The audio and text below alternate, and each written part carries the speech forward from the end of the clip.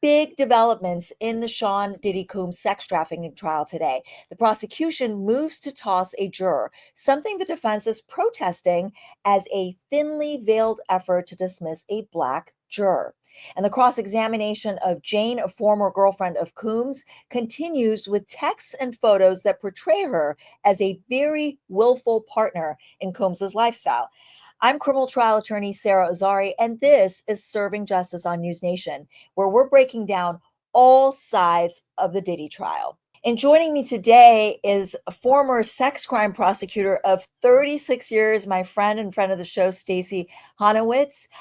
Stacey, I've been dying to talk to you about this case. I'm so glad that you could join me. Did you watch the trial today, or not watch, but did you follow it? Well, I followed some of it. First of all, I want to say that your daily Diddy is fabulous. This is just a great idea to be covering it every day. So I followed some of it, bits and pieces, and I know the basic premise of what went on in the courtroom today. Yeah. So first, I want to start off before we get to the testimony because there's a lot there. But I want to start off with the prosecution's motion to essentially excuse or boot juror number 6. And they're saying that there was a lack of candor by the juror. We don't know what that is, specifically what they're referring to. The judge has taken it under submission. The defense has taken out the race card and saying, no, you're doing this because this juror is black. And I think, if I'm not mistaken, there are more black jurors than there are white or non-black. And so my first question to you is, at this point, we're about, I think, week 5 of this trial. I mean, how would this impact the trial if this juror is actually booted off? Well, I think we have to find out, first of all, where this information came from. Obviously, according to the prosecution, they didn't have it when they were doing voir dire in the very beginning, because they would not have sat that juror. So I think we have to wait and see what these submissions are, what, in fact, the jurors not being candid about, and how did this information get to the prosecution? I don't think the idea that the juror is black is going to play a role, because why would they have, like I said, sat this juror to begin with? Right. But different judges handle these things in different ways. We have to wait and see how severe, if in fact there is dishonesty here, how far this dishonesty goes and how it could impact a verdict in this case. And sometimes a juror will get booted in the middle of a case. And, that's why we have alternates. Right. Sometimes the judge will say, I don't think it's bad. It's something you should have asked ahead of time. It's something that we did know ahead of time. So, Sarah, it's kind of a wait and see because it's under submission right now. And I think the judge might very well have a hearing on it as well, if he needs to inquire further. Okay, so now for the juicy stuff. Let's talk about Jane. Jane was Combs's, well, I don't even want to say ex-girlfriend, because he's still paying her rent. And she's very much in love with him, or with the fact that he was a provider, in her own words. So she's still on the stand. She's being cross-examined. The defense attorney, Tenny Garagos, Mark's daughter, is not really going hard on her. This is a very obvious tactic throughout this trial. They didn't go hard on Cassie. They're not going hard on her. But there are a lot of text messages and photos that she's being cross-examined with. So, for example, mixed messages in these texts, right? Jane, testifying that she was really hurt after being made to have sex with 3 guys during a birthday celebration that Combs threw for her. But then she texts Combs that she loved and appreciated every detail that essentially he executed for her birthday, which included a hotel night, a freak-off with these 3 men. And so there is this constant, there's this huge, I guess, dichotomy, between obviously what the prosecution was trying to present as sex trafficking, as coercion, as force, and, someone who is still paying her rent, has bought her very lavish gifts, Bottega, Chanel, Van Cleef, all of it, taken her to Turks and Caicos, $55,000 trip. How do you think the jury's ultimately going to reconcile this? Well, Sarah, I've been trying these cases for a very long time. And sometimes in cases like this, where it is of course, not a stranger rape, but a situation where the two people know each other, I think the jurors automatically from the very beginning, this might sound odd, but I think that they initially think consent. And I think it's the prosecution's job at this point to chip away at why it's not consent. When you have women come in that have relationships with the people that allegedly have abused them, either sexually, emotionally, physically, the jurors in their minds, I think, have a mindset of, wait a second, you're in a relationship, you're together, I'm not buying this. So I think consent is the baseline. And then they start chipping away at why it wasn't consensual. Because I think jurors innately might say, well, if I was in that situation, we know you can't argue the golden rule. You can never get up in front of a jury and say, well, what would you have done? But jurors have common sense. Correct. They think to themselves, I would have walked away. What is she doing? Why is she still there? And so I think the prosecution has to be very strong in, number one, expressing to this jury why a person might stay in a relationship like that. And how do they do that? Well, of course, they did it by putting the psychologist on, the expert, who has to talk about why women are caught up in these situations, why you might think that they should have left, and they're thinking they are forced or coerced, or it was by fraudulent means. So but listen, I think that they, I think it was yesterday or the day before, they tried to bring back Dr. Hughes. It was like they felt like, I thought it was, obviously they weren't really prepared.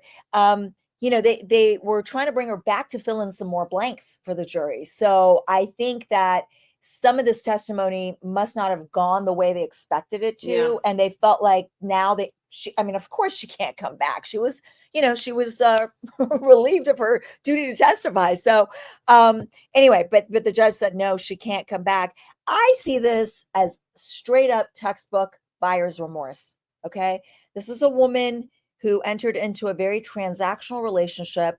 To be with Diddy, you had to get into these freak offs, these men. He was paying your way. I think at some point she described him as her child's joy. He was around for the kid. He was taking her on trips. I mean, she was very clear that there was a tit for a tat here and that she wanted to please him.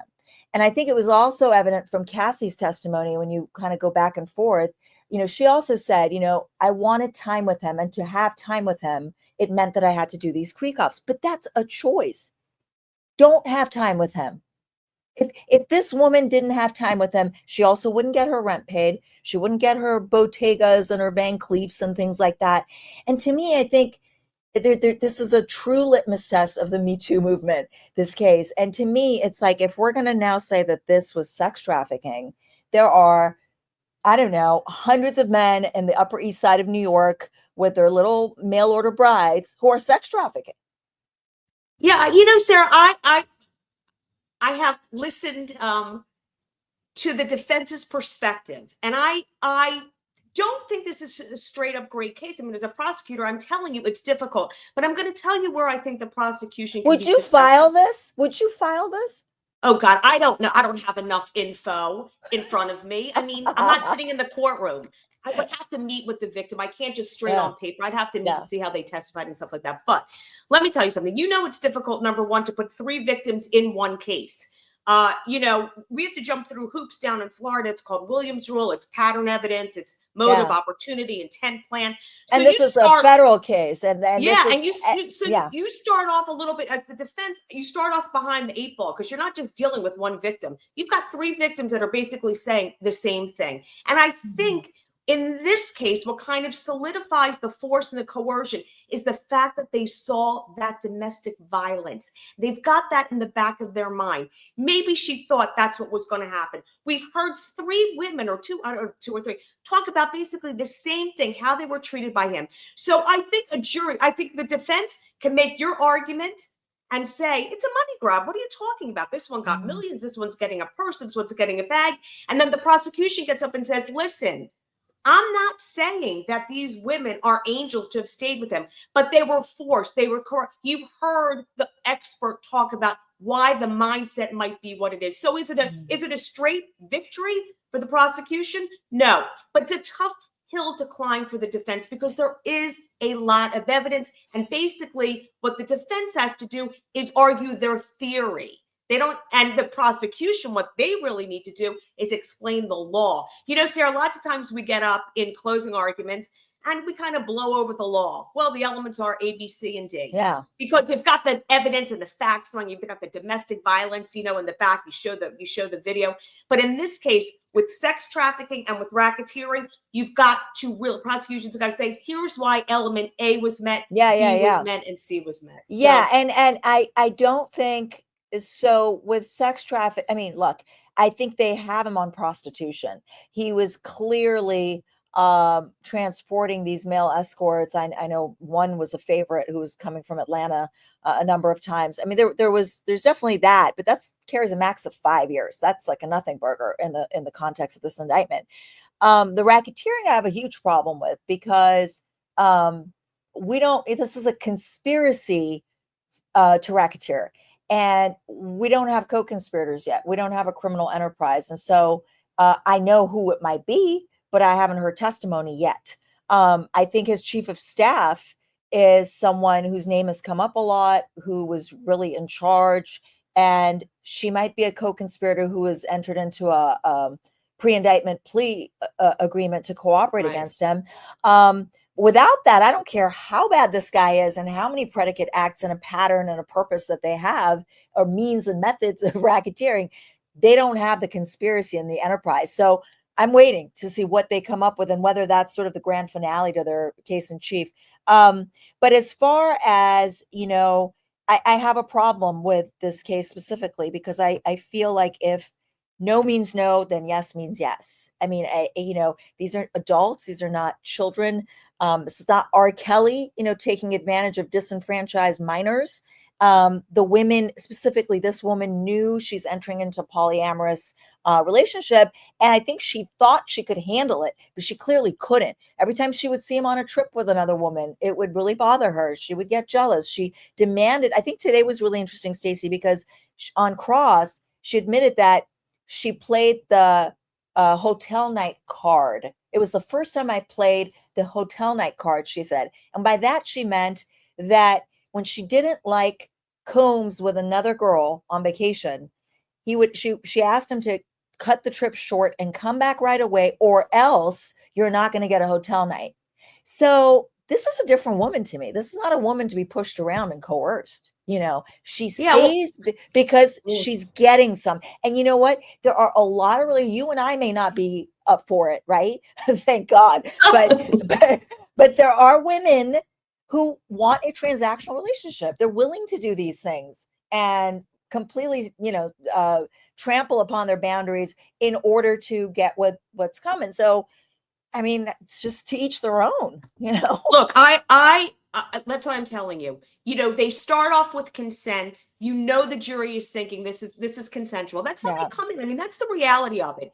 This is consensual. Let me hear why it's not consensual. And that's why all of those, but all the points that you're bringing up about this being a transactional relationship is, of course, what the defense, they should have put you on the team, is going to argue, is going to say.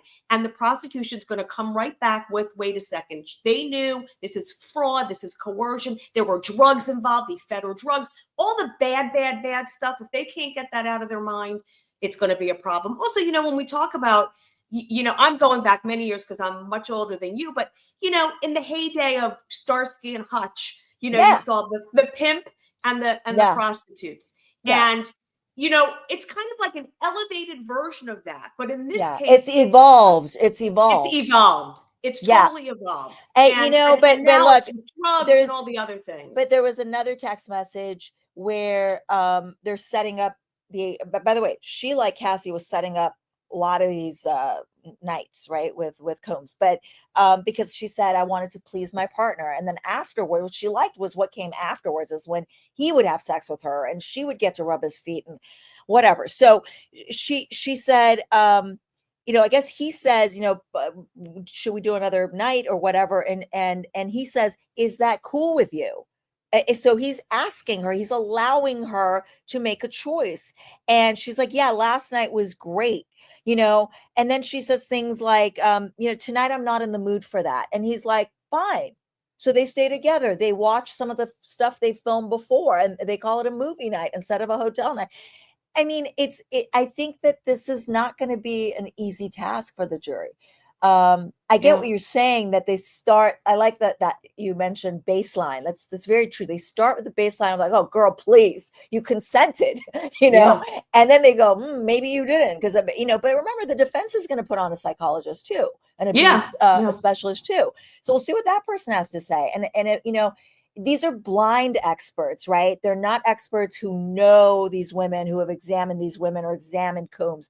They're just given hypothetical scenarios, and they're testifying to the general idea of how somebody would respond in an abusive relationship, why they won't leave, etc. But still, I mean, I think the defense expert might say something different, that this is not always the case, even though maybe it can happen this way. And that one reason they don't leave is because they fear or whatnot. But this is a financially motivated relationship. And I think that's why she was willing to go as far as she went. Yeah, I Other mean, there's things no doubt there were perks to a lot of this, oh my but God. but then it comes into the mind of, were there perks, and did you go along with it because you were afraid of what could happen if you didn't? So it's so combined, and you're right. These experts, for your viewers, they have to know that you cannot bring in an expert to say she was right. You can't. It has to be blind. It's just a general idea of domestic violence, why women don't leave, not Yeah. a credibility as to that she's right and she couldn't leave. So Although Jane is not a victim of domestic violence. She testified to the worst night of her life and some others, but this is after she had read Cassie's lawsuit. So there's a little bit of like, are you riding on that coattail and mirroring that story, or did this really happen to you? I don't know. Because the defense is bringing that up. oh yeah, and that altercation is one that she started. She admitted to that. She, I don't know, shoved him or pushed his head on a table or something, some hard surface. So she was the first aggressor. But then you can't really say self-defense, because it was much later that he then attacks her. So it's a weird thing. It's not like the Cassie, what we saw in the video, definitely not anything like that. But it's questionable whether she is really an abuse victim. She seems to be someone that very much stands up for herself, says, I don't feel like doing this. I want this guy. I don't want that guy. I don't want to do it tonight. She calls the shots to great extent. And she's older than Cassie was when Cassie was with Sean Combs. So you mentioned 3 victims, but I thought that they couldn't get the last one. I'm sorry, it was the 2. I didn't know. Yeah, it's the 2. The third one Yeah, they don't have. they don't have. And the lawyer, I think that's interesting for our viewers, because everyone's asking about Gina. Gina initially was one of the victims in this indictment, but they can't reach her and they can't reach her lawyer. What does that tell you, Stacey? Yeah. I mean, listen, this celebrity case has taken on a life of its own. You're in the courtroom every day. Yeah. You don't see this all the time. You do see it in high profile celebrity cases. We certainly didn't really hear about it in R. Kelly, which kind of mirrored a little bit of what's going on here. We heard it. We saw the documentaries, and we'll probably see the documentaries afterwards. But I think, Sarah, the bottom line to all of this is, I think the prosecution and the defense both have substantial arguments. They do. This is not a case of blown away. Are you kidding? Maybe after hearing the first victim, yes, but after hearing the second victim and then her saying, I'm still in love with him, this triggers a juror to say, I don't care what the expert has to say. Why would she still say she loved him? So I think they both have and by the way, it takes, by the way, aside from the standard of proof, the highest standard of proof we have, proof beyond a reasonable doubt. Okay. We can't really underestimate that. We also only need one juror to not go along, right? If one juror doesn't go along, he is not convicted.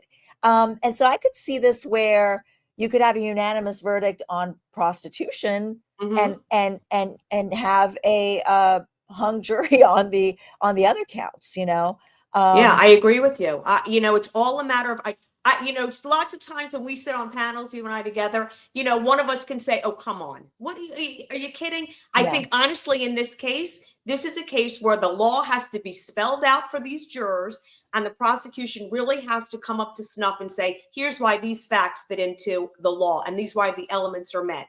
To the flip side, the defense gets up, like you would get up and say, "Are you what? You Yeah. want to talk about coercion? She was coerced. She set it up. She did this. She said she still loved him. She got a purse. She got this." So I think both arguments, it's going to be very interesting. And I agree with you. I think that the prostitution would probably be an easy victory. Yeah. I think it takes one person, like you said, to say, "I'm sorry, I'm just not buying it." Yeah, because I mean, look, when you have a defendant that is so despicable in so many ways, starting with that video, right? Yeah. At the top of this trial, it's easier for jurors to look past all the doubt in the world. I mean, it can happen where I've seen cases where, it just really, they just don't like the guy and they Yeah. want him behind bars, so if they're on the fence like that. On the one hand, And you have I'll that. tell you another thing, Sarah. The defense will get up just like Penny did in opening and say, Yeah, "Listen, ladies and gentlemen, you can hate this guy's guts. You can think he's the most repulsive, but he didn't sex commit these perverted, crimes. Yeah. blah blah blah. He's Hmm. disgusting." Some Yeah. lawyers that I've seen in my 36 years have even gotten up and said, "I don't even like him." But Right. that doesn't mean that he broke the law. It doesn't mean that you can find him guilty. You Yeah. can hate his guts. That's not beyond a reasonable doubt. That's why that's what you're not here to decide that. In other words, yeah. I mean, it's very interesting to me. I'm looking forward to the defense case. They're saying they have 2 weeks of testimony, which is a lot for Yeah. defense. And I'm very much looking forward to the closing arguments because it's really about how convincing you can be. Because, like you said, there's fodder on both sides for sure. But And Sarah, that cases, you're doing it long enough too. That cases are won and lost on a closing argument yeah, sometimes. yeah, yeah. That's it. And this is one of those cases Yeah. because really the facts lend themselves in all kinds of ways. Stacey, it was so great having you on. I hope that you come back because this is really kind of our jam on both Yeah. sides of this case. And I would love to have you on to talk more about this as it heats up because I'm, waiting for that conspiracy evidence. I'm not seeing it yet. And to our viewers, thank you so much for tuning in. We are on this case daily. So please tune in to Serving Justice on NewsNation and stay with NewsNation on the Diddy trial. We'll see you tomorrow night.